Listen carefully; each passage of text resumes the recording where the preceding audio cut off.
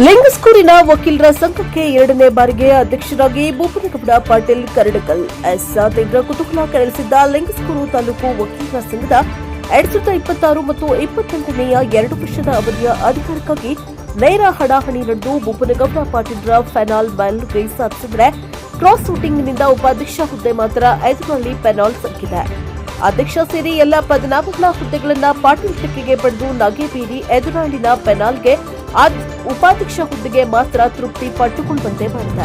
ಅಧ್ಯಕ್ಷ ಸ್ಥಾನಕ್ಕೆ ಎರಡನೇ ಬಾರಿ ಆಯ್ಕೆ ಬಯಸಿ ಭೂಪನಗೌಡ ಪಾಟೀಲ್ ಕರಡಕಲ್ ತೊಡೆ ತಟ್ಟಿದ್ರೆ ಎದುರಾಳಿಯಾಗಿ ಮುದುಕಪ್ಪ ನೀರಲಕೇರಿ ಸ್ಪರ್ಧಿಸಿ ಹಣಾಹಣಿಗೆ ಕಾರಣರಾಗಿದ್ರು.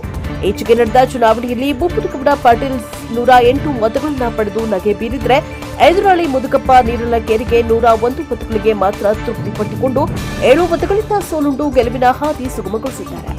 ಭೂಪನಗೌಡ ಪಾಟೀಲ್ರ ಪೆನಾಲ್ನಲ್ಲಿ ಪ್ರಧಾನ ಕಾರ್ಯದರ್ಶಿಯಾಗಿ ಈಶ್ವರ ಜಾಧವ್, ಸಹ ಕಾರ್ಯದರ್ಶಿಯಾಗಿ ಹನುಮಂತ ರೆಡ್ಡಿ, ಖಜಾಂಚಿಯಾಗಿ ಶರಣಬಸವ ಹುನಕುಂಟಿ ಆಯ್ಕೆಯಾಗಿದ್ದರೆ ಉಪಾಧ್ಯಕ್ಷ ಹುದ್ದೆ ಮಾತ್ರ ಎದುರಾಳಿಯ ಪೆನಾಲ್ಗೆ ತಪ್ಪಿದೆ.